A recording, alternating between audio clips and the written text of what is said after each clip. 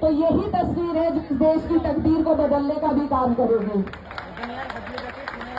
आज जंतर मंतर में हमारे देश का युवा समझ चुका है कि कौन लोग हैं जो आपको और हमें लगातार प्रताड़ित कर रहे हैं। एक मजहब की लड़ाई बिना मतलब के जारी रखते हैं ताकि हम अहम मुद्दों से भटक सके, ताकि हम शिक्षा, स्वास्थ्य, अपनी जरूरतों से भटक सके। इसमें कहीं ना कहीं कमी हमारी भी रही है। मेरे भी बहुत से कॉलेज के साथी एपॉलिटिकल हो जाते थे कभी कभी। आज हमें सबको उस बादल से बाहर निकलना है और ध्यान देना है कि कोई भी लड़ाई जब हमारे हक और अधिकार की हो तो हम सबको एक दूसरे के साथ आना है। अगर मैं ये सोचूंगी कि मैं सिर्फ तब आवाज उठाऊंगी जब लड़ाई मेरी होगी, तो ये अहंकार में डूबे लोग इसी तरह आप पे हम पे राज करते रहेंगे। ज्यादातर लोगों को अन्याय का एहसास तभी होता है जब अन्याय उनके साथ हो, और यही वजह है कि आज हमारा देश, हमारा लोकतंत्र, आज जो उसकी दुर्दशा हुई है, उसकी कहीं ना कहीं वजह हमारा एपॉलिटिकल होना, हमारा बेहिस होना है। तो आज ये जो अलख जगी है, जो चिंगारी जगी है, मेरी सभी अपने युवा भाई बहनों से ये अपील है कि इसको जारी रखे, क्योंकि ये लड़ाई लंबी होने वाली है, लेकिन हमें हिम्मत नहीं तोड़नी है। आपने देखा होगा, ये सिर्फ एक शिक्षा के एग्जाम की बात नहीं है। अभी हम देख रहे हैं जौहर यूनिवर्सिटी जो रामपुर में है, उस पर भी बुलडोज करने का एक आदेश दिया गया है। वो भी अन्याय है, उसके लिए भी आपको और हमें ऐसे ही लड़ना पड़ेगा, क्योंकि जब तक लड़ाई में हमें बांट के रखेंगे तब तक ये ऐसे ही तकनशीन रहेंगे। और मैं यही कहना चाहती हूं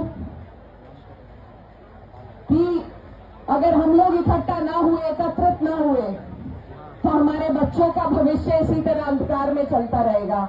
ये आज अहंकारी है तो सिर्फ इसलिए कि हमने ध्यान नहीं दिया। मीडिया को डेमोक्रेसी की चौथी नींव कहा जाता है, लेकिन मैं मानती हूं कि हमारे देश का युवा और इस देश का नागरिक लोकतंत्र की सबसे बड़ी नींव है। हमें अपनी ताकत को पहचानना होगा, समझना होगा।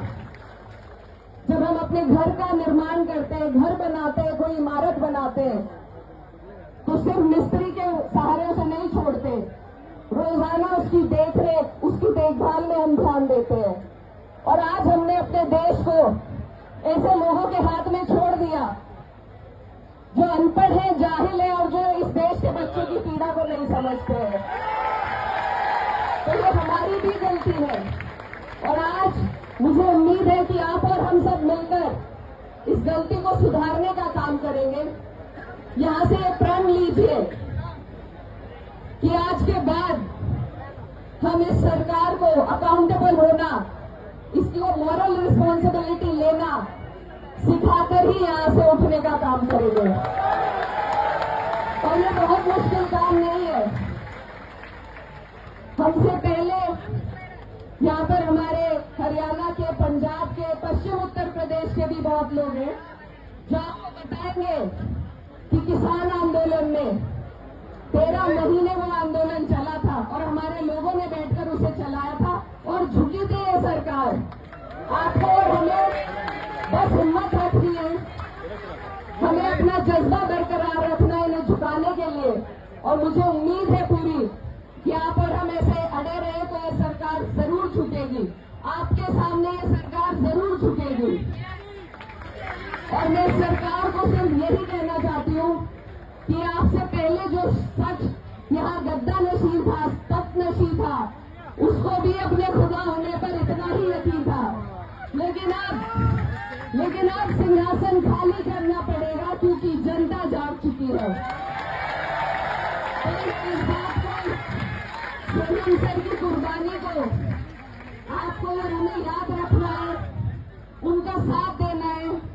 और मैं वादा करती हूँ आपसे, हमारी पार्टी के 37 सांसद हैं और 37 के 37 सांसद आपके साथ 20 जुलाई को मार्च करने का संकल्प काम करेंगे।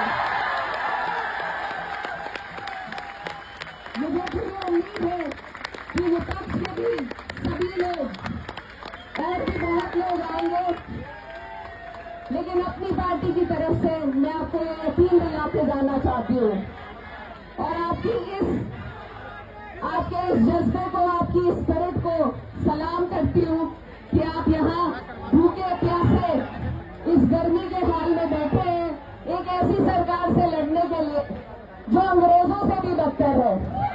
क्या आज का दिन देखने के लिए हम आजाद हुए थे? क्या आज का दिन देखने के लिए हमारे पुरखों ने अपनी जान की कुर्बानी दी थी? ये लोग जब गांधी जी अनशन पर बैठे थे, इनसे ज्यादा इंसानियत में कहती हूँ अंग्रेजों में थी शायद, लेकिन ये इस तरह के बेरहम लोग हैं। इनको जवाब देने का काम आपको और हमें मिलजुल कर करना है। और ये लड़ाई यहाँ हमारे JNU, जामिया, अलीगढ़, DU के सभी साथी भी आए हैं जो ये बता सकते हैं कि किस तरीके से जब हमने स्टूडेंट्स ने आवाज उठाई, इन्होंने किसी को आतंकवादी बताया है, किसी को कोई ब्रांडिंग करने का काम किया है।